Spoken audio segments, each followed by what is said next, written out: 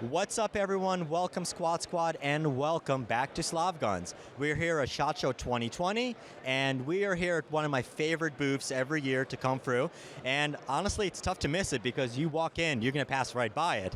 So I'm here with my friend Don from USIQ. He's going to tell us who USIQ is, what they do, and then we're going to take a look at some awesome new products. Great, thanks guys. Hey, USIQ, we're a master distributor, a very new concept.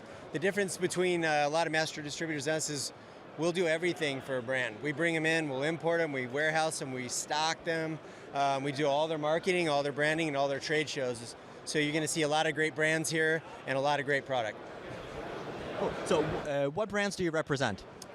First and foremost, FAB, and I'm going to correct everybody, it's no longer FAB Defense. So everybody was used to seeing FAB Defense for years and years. We're going to go through a rebrand this year. You guys are probably the first to hear that. We'll show you some of the new logos and everything. Yeah. FAB Defense. We have Ulfhednar, which is a Norwegian PRS shooting gear company that we met at EWA last year, and we're just now bringing them to the United States. We also have Silent Legion suppressors out of North Carolina. One of the top quality suppressor lines out there, ISO 9000 factory, one of the only ones that has that, so that's another big line of ours. We have Helix 6, which is a carbon fiber barrel company made in Vancouver, Washington. And then we have ISC, which is a very innovative iris-based scope cap protector device. Now, ISC, that's one of the new ones, right? ISC is very new. We actually met him last year. The guy had him in a backpack. You know, it's a typical, he's an engineer. He's like, I got a really good widget. What do I do with it? So, yeah. And I think one of the benefits is, and I know there are a lot of smaller manufacturers that watch my channel or watch my work on, or read my work and follow my work on Seeking Alpha and others, that they're gun people, but they're not necessarily marketing people. They might have an amazing idea, but they don't know how to best take it to market. So companies like USIQ is going to be one of the better ways of going about it, where you will be able to go to the business people and the experts who will be able to put everything together for you and take the products to market. That's exactly it. That's exactly it. We saw a niche. We saw something where people do have good products and they'll go to a distributor, and the distributor's like, yeah, but what are you going to do for marketing? I don't even know what your brand is, and literature, and all these different things. Social, I mean, it's a huge thing, and they don't know where to start. So we're hoping to help them out. And oftentimes, I'm sure you would agree with me, it's like, it's not about what you know, it's about who knows what you know. 100%. You know it, yeah, absolutely. Over the years, I mean, we've had a lot of products, a lot of really good manufacturers come and go for the show. So, I mean, it's my 10th year here now in various capacities. And like I said, there are a lot of companies that I've loved and developed relationships with that are no longer here or not exhibiting.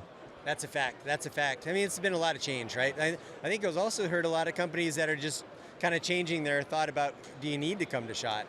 There's a lot of that going on.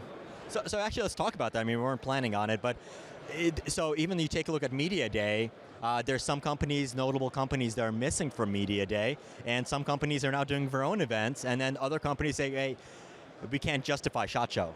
Yeah, agreed. I mean, there's some large manufacturers that pulled out. I think Leatherman pulled out last year. There's some other bigger dogs that are talking about not coming to the show next year. You mentioned the Range Day piece. A lot of people have started their own. They just weren't feeling they were getting the bang for the buck at the traditional been there, done that Range Day. So it'll be interesting how it transitions. So one of our colleagues, Nick, he's a big cigar guy, and one of the things we were discussing is that at some of the big industry events, the largest cigar manufacturers, they pulled out of the shows completely, and I don't think we've seen that yet here at SHOT Show. But do you think with companies such as yours, the importance for smaller manufacturers and gun companies, is it less of a requirement per se when they have you than to have their own booths? Yes, I honestly don't think they need their own booth. And our hope would be that they outgrow us. It really would. We put them through a 5-year ringer. We build them up to here, and they say thank you. And we'd like to build a long-lasting relationship with our brands, but at the same time, we want to see them succeed. So I think this gives small companies a great, opportunity to get a ton of exposure. We're right here in the most visited hall. So yeah. Awesome. All right, so let's go through with some of the brands and go from there. Let's do it.